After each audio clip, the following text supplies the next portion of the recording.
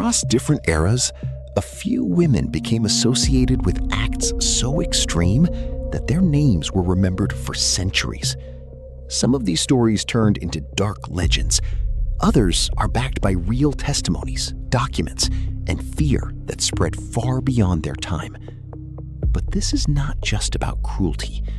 It's about power, obsession, control, and the moments where human beings cross a line that most never would. Because when you look closer, one question becomes impossible to ignore. Were these women always like this? Or did something push them there? Today, we explore 5 women history has linked to extreme cruelty. Elizabeth Bathory, often referred to as the Blood Countess, remains one of the most infamous and controversial figures in European history. Born in 1560 into a powerful Hungarian noble family, she lived in a world where wealth, status, and influence often placed individuals above the law. From an early age, she was surrounded by violence, political tension, and a rigid social hierarchy that normalized harsh punishments. After the death of her husband, Bathory gained control over vast estates and lived in relative isolation. It was during this period that disturbing rumors began to spread. Servants allegedly disappeared without explanation, and whispers of torture emerged from within her castle walls.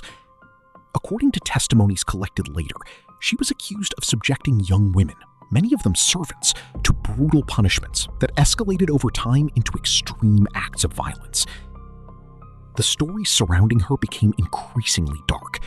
Some accounts claimed she believed that bathing in the blood of young women could preserve her youth. However, historians still debate the accuracy of these claims.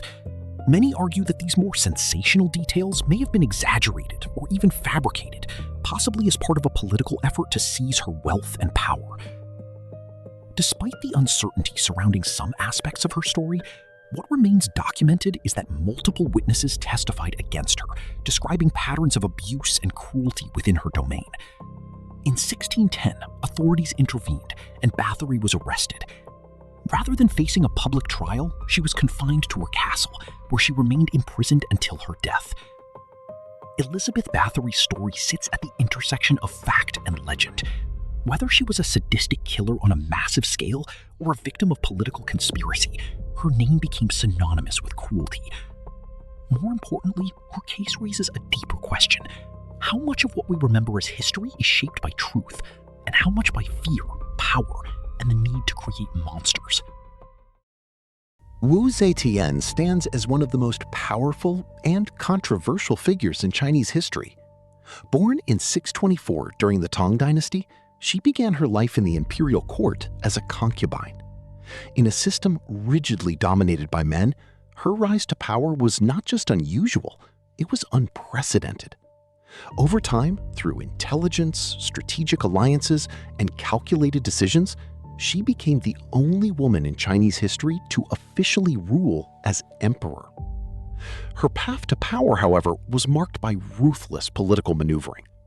After the death of Emperor Taizong, she entered a Buddhist convent, as was customary. But she later returned to the palace and became the favored consort of his successor, Emperor Gaozong. From there, she began consolidating influence, gradually removing rivals from her path. Historical records accuse Wu Zetian of orchestrating the downfall of political opponents, including members of the imperial family. Some accounts even suggest that she eliminated her own child to frame a rival, though many historians debate the reliability of these claims, noting that much of what was written about her came from Confucian scholars who opposed female rule. Once in power, Wu Zetian did not rule passively. She restructured the government, promoted officials based on merit rather than noble birth, and strengthened the state's central authority. At the same time, she maintained control through fear, using secret police and harsh punishments to suppress dissent. Her legacy is deeply complex. On the one hand, she was an effective ruler who brought stability and reform. On the other, she became associated with manipulation, paranoia, and brutality in maintaining her position. Wu Zetian's story is not just about cruelty, it is about power in its most raw form. It forces us to confront an uncomfortable idea. When survival at the top is at stake, how far is a person willing to go? Irma Gries is one of the most chilling examples of how ordinary individuals can become part of extraordinary cruelty.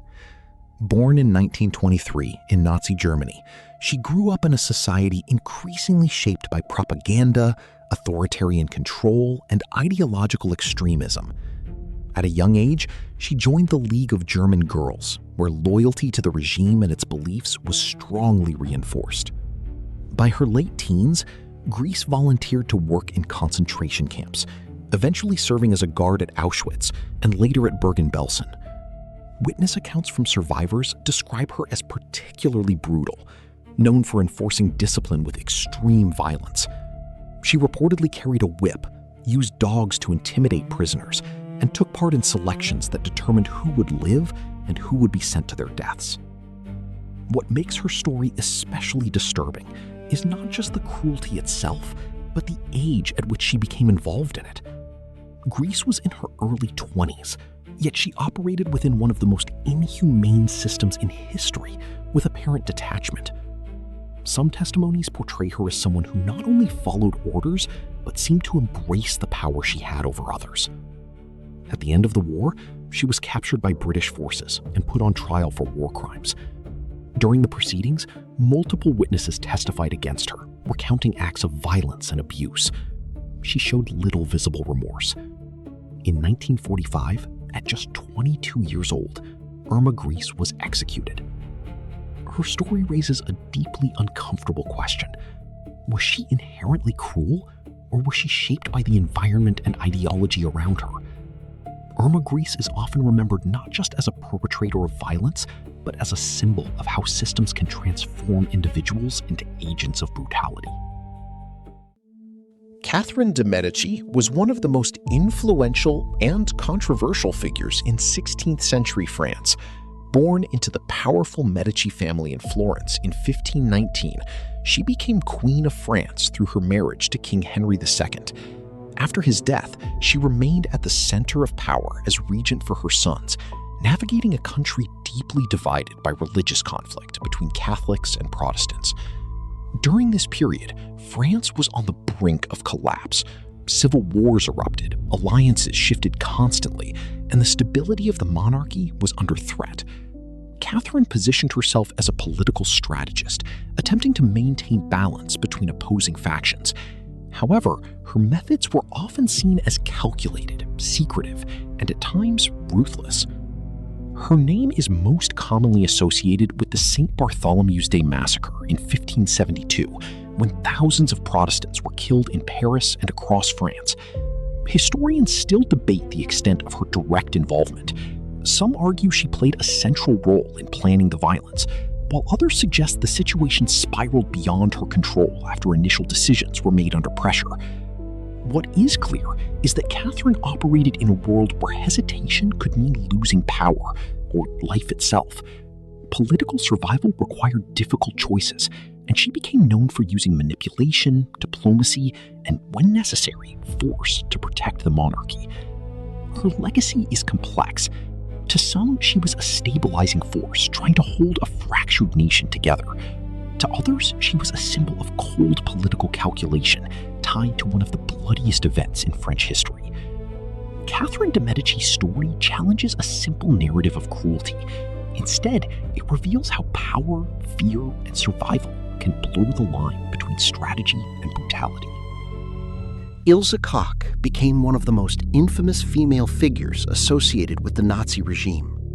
Born in 1906 in Germany, she was not initially part of the military or political elite. Her rise to notoriety came through her marriage to Karl Koch, a high-ranking officer and commandant of the Buchenwald concentration camp. Within the camp, Ilse Koch gained a reputation that would later define her legacy. Survivors and witnesses described her as someone who exercised power with cruelty, taking advantage of her position in an environment already built on dehumanization. She was accused of participating in acts of abuse and showing a disturbing level of indifference toward the suffering of prisoners. Some of the most shocking allegations claimed she collected items made from human skin, though historians continue to debate the extent and accuracy of these specific accusations. What remains undisputed, however, is her association with a system responsible for immense suffering and her presence within it as someone who held influence and authority. After World War II, Ilse Koch was arrested and put on trial for war crimes. The proceedings drew international attention, not only because of the nature of the accusations, but also because of the disturbing image she represented, a civilian figure deeply embedded in one of history's most brutal systems. She was convicted and eventually sentenced to life imprisonment, where she spent the remainder of her life. Her case remains a powerful reminder that cruelty is not always driven by ideology alone, but can also emerge from proximity to power, lack of accountability, and the normalization of violence. Ilse Koch's story reinforces a difficult truth. In certain environments, the line between observer and participant can disappear entirely. History often remembers cruelty through names, stories, and symbols, but rarely in simple terms. The women we explored today were shaped by power, fear, ambition, and the environments they lived in. Some became legends, others were real participants in systems of violence, and in many cases, the full truth remains blurred by time, bias, and narrative. What connects them is not just what they did, but the uncomfortable reminder they leave behind. Under certain conditions, the capacity for cruelty is not as distant as we might like to believe. And perhaps the most important question is not who they were, but what made them that way.